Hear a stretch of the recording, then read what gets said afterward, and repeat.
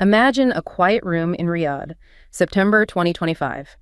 There are no grand announcements on global news networks, no dramatic press conferences, just a few handshakes, the quiet scratch of a pen, and the ink drying on a document signed by Saudi and Pakistani officials. On the surface, it looks like just another regional defense agreement.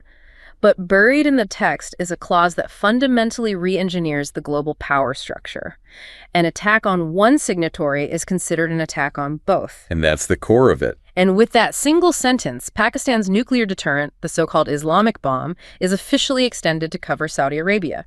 Just like that, without a single shot fired, the decades-old security architecture of the Middle East, built entirely around an American guarantee, is upended. Completely overturned. Suddenly, the region's most powerful petrostate is no longer solely reliant on Washington for its ultimate protection.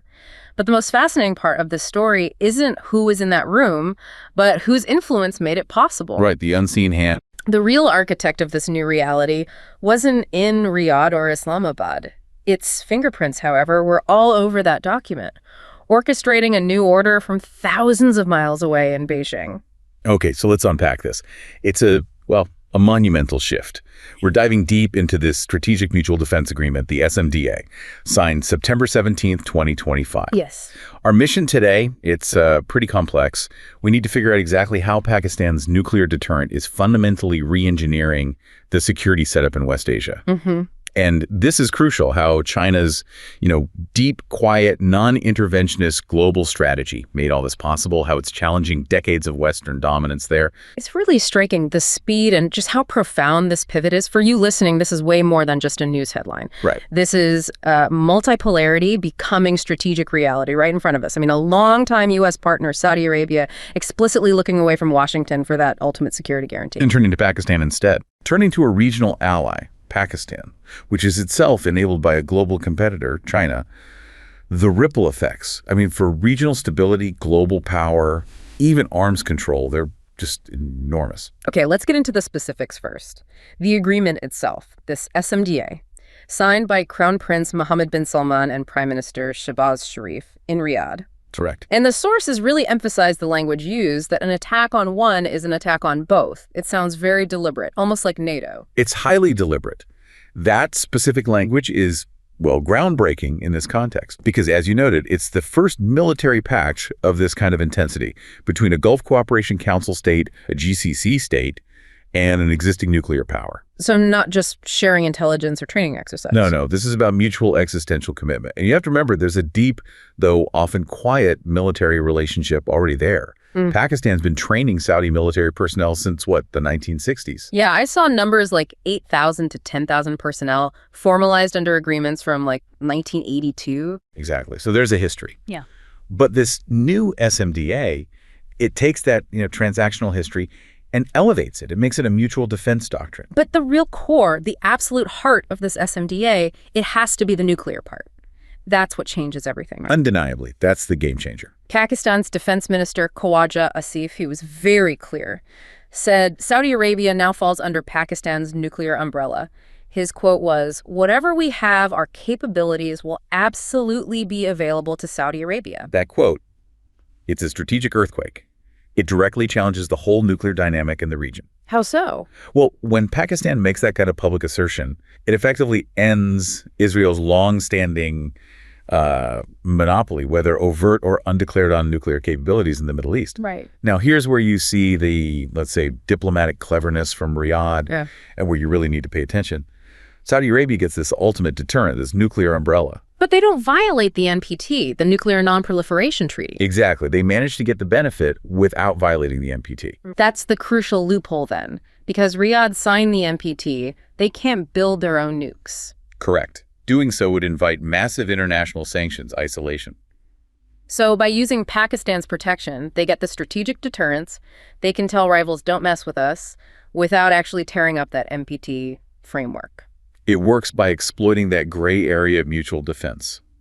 The NPT, it forbids proliferation giving or getting the bomb tech itself, but it doesn't forbid having an alliance with a nuclear-armed state. And there's history here suggesting this wasn't totally out of the blue. Oh, definitely. The history almost makes this feel, inevitable. There are strong reports, suggestions, that Saudi money was absolutely crucial in helping Pakistan's nuclear program get off the ground, especially leading up to those Chagai tests back in '98. So it wasn't just charity. Riyadh might have felt they had some kind of implicit guarantee all along. That's the thinking. It established right from the start, maybe not a formal guarantee, but certainly powerful leverage for Riyadh. You even hear anecdotes, like in Bob Woodward's book War, where MBS supposedly said he could just buy one from Pakistan if he needed to. Wow. Maybe hyperbole, but it shows the mindset. Exactly. It reflects this long-held belief in Riyadh. Pakistan's deterrent was always the ultimate insurance policy. The SMDA just makes that implicit historical understanding explicit, public, and crucially, operational. So it sounds like this relationship, this understanding, was just waiting for the right moment. Why September 2025 then? Why this sudden, really dramatic shift away from the U.S., their security guarantor for decades? What broke the trust? The timing points directly to a perceived failure, a failure in that Western-led security structure. This agreement, it's a direct reflection of this deep, growing unease among the wealthy Arab petrostates. Unease about what specifically? About the reliability, the willingness of the U.S. to actually step in and defend them if things really got hot in the region. And the sources are very specific about the catalyst. What was it? The Israeli air raid on Doha, Qatar, September 9, 2025. Doha. Okay, let's pause on that. Doha, Qatar. That's not a minor place. That's where Al Udeid Air Base is. The biggest forward U.S. military base in the whole Middle East, CNTCOM's forward HQ. Precisely. An attack on a GCC state hosting that kind of American presence, that must have sent shockwaves.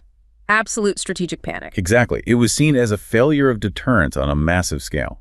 Now, whether the U.S. couldn't prevent the Israeli raid or wouldn't prevent it. Does the distinction even matter to the Gulf states? Probably not. What mattered was the vulnerability it exposed. The fact that it happened right there on the soil of a state hosting the nerve center of U.S. power in the region. It fundamentally challenged U.S. obligations. It basically shattered the whole premise of the U.S. protecting the GCC. So the realization for the Gulf states was that Washington's commitment maybe had limits, especially if those limits bumped up against Israeli security interests, which Washington backs, quote, unquestionably. That seems to be the painful takeaway for capitals like Riyadh and Abu Dhabi. They concluded that the traditional security setup, the one centered on U.S. guarantees, was potentially detrimental to their interests because of what they saw as Washington's inherent bias. And that trauma led them to look elsewhere. Directly. It led straight to this pursuit of strategic diversification, looking for alternative, maybe more reliable security providers, and suddenly Pakistan, with its nuclear umbrella, enabled by China's stability model, it became the most logical, the most appealing option on the table. This shift has huge implications, doesn't it? Not just for the region's power balance, but for Pakistan itself. How does providing this nuclear umbrella boost Pakistan's own standing? Oh, it's a massive elevation for Pakistan. First, you've got the likely financial benefits. This kind of commitment probably comes with significant Saudi investment, whether into Pakistan's economy, military upgrades, maybe CPEC projects. Makes sense. And beyond the money? Immense prestige. Pakistan gets to reinforce this image it first claimed back after the '98 nuclear. Tests the image of being the ultimate protector of the Muslim world.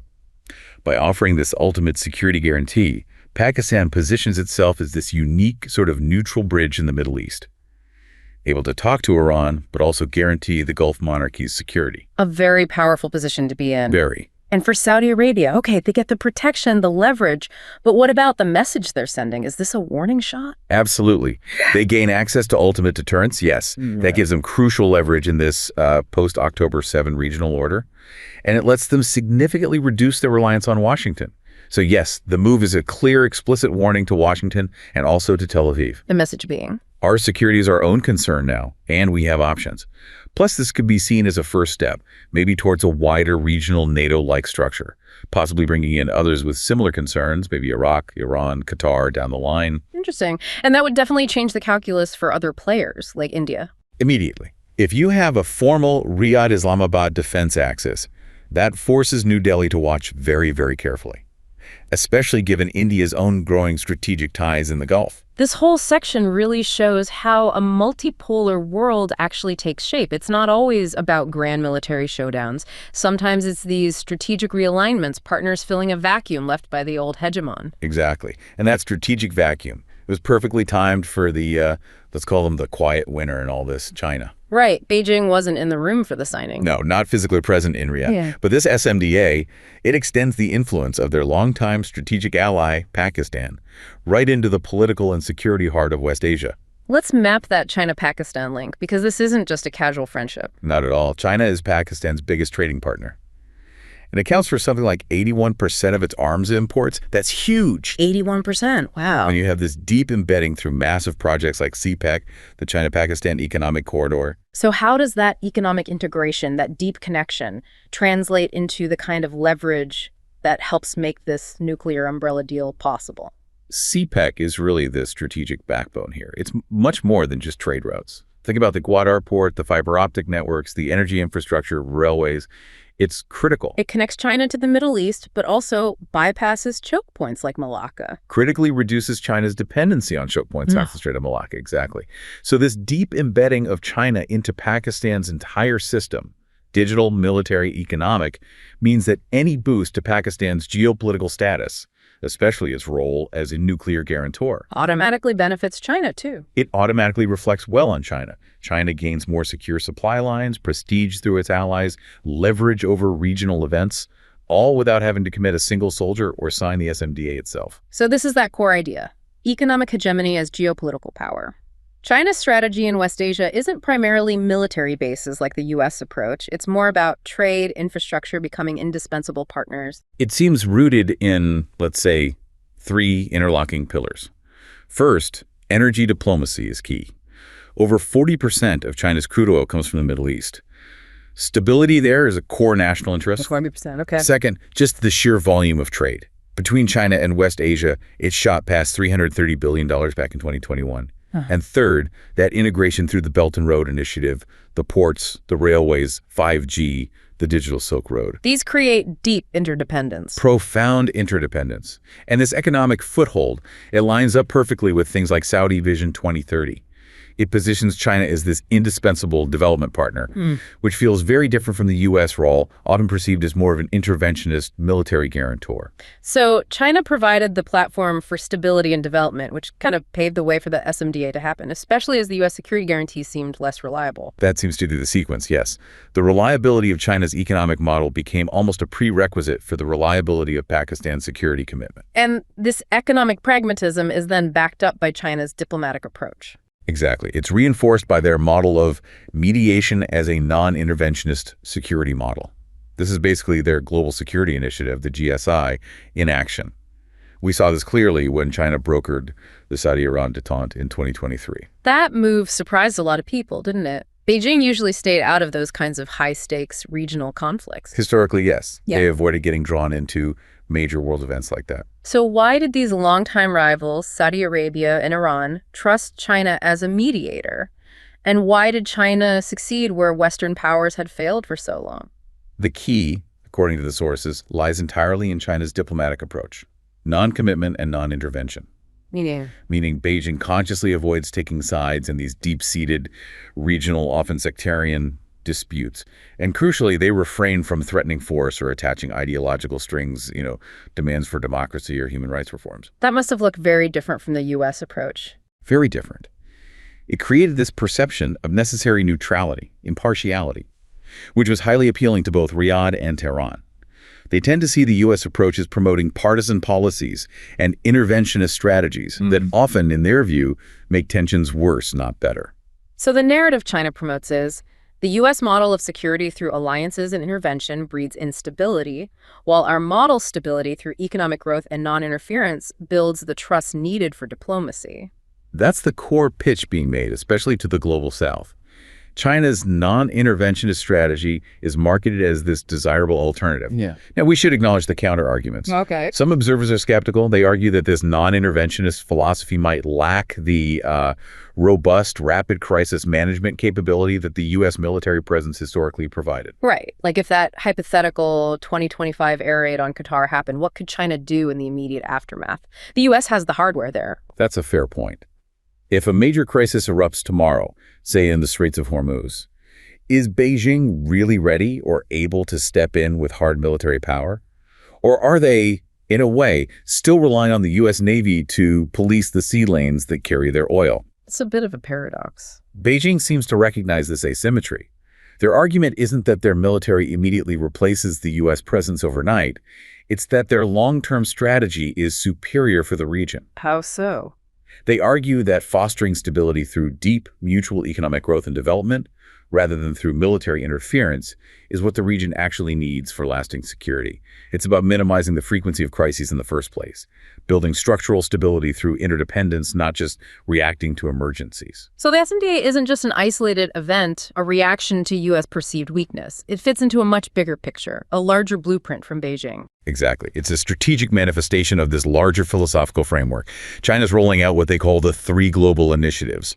This is the intellectual architecture they're building to challenge what they describe as the Western-centric illusion. The three global initiatives. Okay, what are This is really the ideological core of the multipolar world China is trying to shape. Yeah. Starting in 2021, you had the Global Development Initiative, or GDI. Then in 2022, the Global Security Initiative, GSI. And most recently, in 2023, the Global Civilization Initiative, GCI. GDI, GSI, GCI. Right. And taken together, these mark a clear shift. China historically preferred bilateral deals, kind of low-profile diplomacy. Now they're moving towards robust, very high-profile multilateralism, often using the UN platform to boost their legitimacy in global governance and explicitly pushing for this alternative multipolar world order, arguing against hegemonic intervention. Let's break them down. First pillar, GDI, the Global Development Initiative from 2021. If the Belt and Road, the BRI, was about big infrastructure projects and loans, what's different about GDI? Think of GDI as operating alongside BRI. It's like a dual strategy. BRI is the hard infrastructure, the financing. GDI is the soft power pivot. Soft power. Yeah. It focuses explicitly on shared human progress, economic orientation, promoting the UN's 2030 Sustainable Development Goals, the SDGs. So it covers really vital people-focused areas: poverty reduction, food security, public health, green development. It's an attempt at, you could say, development mainstreaming. So trying to shift their image away from just being the source of massive loans that sometimes lead to debt issues, more like a global partner in development. Exactly. They're putting resources heavily into soft power. Yeah. Think about scholarships, for instance. Sources point out China now offers more scholarships to African students than the West does.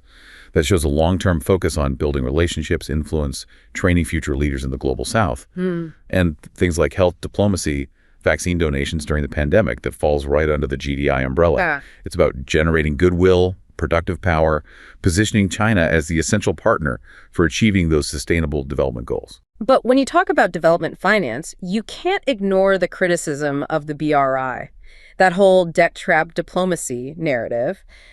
How does GDI or China's broader story deal with that? It's a persistent critique. It is. The critiques about high interest rates, heavy debt burdens on some BRI projects, often labeled debt trap diplomacy, especially in the West.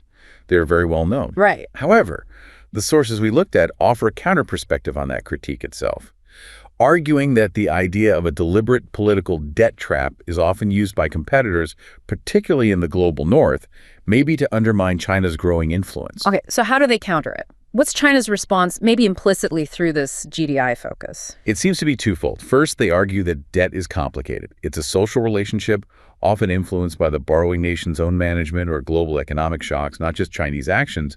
And they point out that China has shown it's willing to renegotiate, to reschedule debt. So the relationship isn't totally rigid. Okay, flexibility. What's the second point? Second, and this is really critical for appealing to the global South, China's stated focus is always on win-win cooperation, without ideological strings attached. This is the big contrast.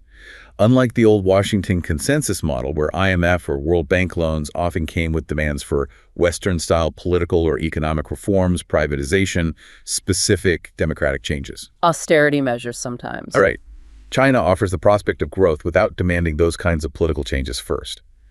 This model, respecting sovereignty, avoiding imposed austerity, makes the GDI incredibly attractive to nations that are wary of Western interference or conditions. Okay, let's move to the second pillar then. The Global Security Initiative, GSI, launched 2022. This feels directly relevant to the Saudi-Iran mediation and maybe even the SMDA, China trying to redefine security itself. Absolutely. The GSI is designed to be a direct philosophical counterpoint to the U.S. security paradigm, the one based on military alliances and intervention. GSI promotes what they call common, comprehensive, cooperative, and sustainable security. Break that down. Common, comprehensive. Common means security is universal, for everyone. Comprehensive means you link military security with economic security, environmental security, etc. Cooperative means solving disputes through talks. And sustainable means aiming for long-term stability, not just quick fixes. And it emphasizes political solutions, impartiality, Objectivity, impartiality, and fundamentally non-interference in other countries' internal affairs. That's the bedrock. It's interesting how they seem to link this security idea directly to their economic and tech ambitions. How does GSI support something like the digital Silk Road? Well, Beijing's argument is that security isn't just about stopping wars. It's also about deepening economic cooperation. In their view, development is security. So more trade, more tech links means less chance of conflict. That's the idea. So they leverage the GSI framework to support the rollout of the digital Silk Road, exporting 5G, cloud computing, digital governance tools across the global south. Now, many democratic countries have raised red flags about the security of Chinese tech, excluding companies like Huawei. But under the GSI banner, Beijing doubles down. They argue their tech integration actually fosters interdependence, making conflict less likely. And they're strengthening cooperation with global South countries, recognizing their growing importance. Are there smaller, concrete examples of GSI working on the ground beyond the big Saudi-Iran deal? Yes, the Lancang-Mekong cooperation, the LMC, is often held up as a sort of practical GSI experimental zone. Lancang-Mekong. That's China and the Southeast Asian countries along the Mekong River. Exactly, China and the 5 downstream countries. This mechanism shows how China can use sub-regional cooperation focused on things like water management, infrastructure, cross-border trade to boost its influence, in this case in Indochina. It helps promote BRI projects there, but it also provides a kind of test case, an empirical basis for extending the GSI model to other regions like Central Asia or Africa. It reinforces this idea that these transnational sub-regional mechanisms are key to promoting security through economic stability. Okay, finally, the third and newest one, the Global Civilization Initiative, GCI, launched 2023. This sounds more abstract, almost like the ideological defense for the other two. It definitely serves as the overarching ideological framework. The GCI is China's very sophisticated answer to that old, contentious clash of civilizations theory. Huntington's idea. Right. GCI forcefully advocates for the diversity of civilizations, the value exchanges, and asserts that no single civilization is inherently superior to others. The ultimate goal stated is to pave the way for Chinese modernization as a new, peaceful form of civilization, leading towards what they term a community with a shared future for mankind. So if all civilizations are diverse and equal, the implication is no outside power, like the West, has the right to impose its values or standards on others. It sounds like an ideological shield for non-interference. That's absolutely the crucial policy takeaway. The GCI bases cooperation strictly on respecting sovereignty and non-interference. It deliberately avoids using Western concepts like democracy or human rights as ideological weapons or as conditions for partnership. And that approach resonates in the global South. Immensely. This flexibility, combined with the explicit respect for the sovereignty of developing nations, makes the Chinese model significantly more attractive to many in the global South, especially regions with a history of colonialism or chafing under Western pressure and conditionalities. The GCI provides the philosophical justification for why China's way is presented as respectful and non-threatening. You know, it strikes me there's this inherent tension here. On one hand, China is promoting these broad, soft initiatives focused on development and civilization, GDI, GCI. But at the same time, they're involved in these very hard-nosed, high-stakes geopolitical plays, like facilitating this nuclear umbrella via Pakistan with the SMDA, or pushing for yuan-based oil trading to challenge the dollar. That tension, or perhaps that duality, is the absolute essence of their successful strategy. China is masterfully playing 2 games simultaneously. On one level, they present this broad, almost benevolent vision of shared human development, offering aid, scholarships, infrastructure, positioning themselves as a generous, stable partner focused on mutual progress for all. That's the GDI-GCI side. Exactly. But on another level, they're orchestrating these complex foundational geopolitical shifts, solidifying this new nuclear alliance in the Middle East, advancing financial tools to challenge the global monetary system. It's a highly pragmatic, interest-driven approach to globalization that deliberately sidesteps the ideological baggage that came with the post-1980s Western neoliberal model. That distinction seems key. The traditional Western model often tied aid or engagement to political conditions, promoting specific governance models, sometimes intervention. Right. The Washington Consensus often involved things like pushing for regime change, intervention, imposing specific political concepts as conditions. China, by contrast, keeps the focus squarely on things like low-interest loans, building infrastructure, mutual economic benefit, crucially, without demanding political transformation first. And that makes their framework just more compatible with a world where many nations are fiercely protective of their sovereignty. Far more compatible with an emerging multipolar world that prizes national sovereignty above almost all else. Which brings us back to the SMDA. Enabled by this Chinese strategic architecture, it really is the most tangible sign yet of this global shift. It shows clearly that traditional U.S. security guarantees, they're now being explicitly challenged, even supplanted by new alliances. Alliances based on China-enabled economic integration and that pragmatic, non-interventionist diplomatic style. The fact that Saudi Arabia chose a China-backed, nuclear-armed regional ally for its ultimate protection, instead of solely relying on its decades-long tie to Washington. Yes. It demonstrates just how effective and how compelling this alternative framework for global engagement is becoming.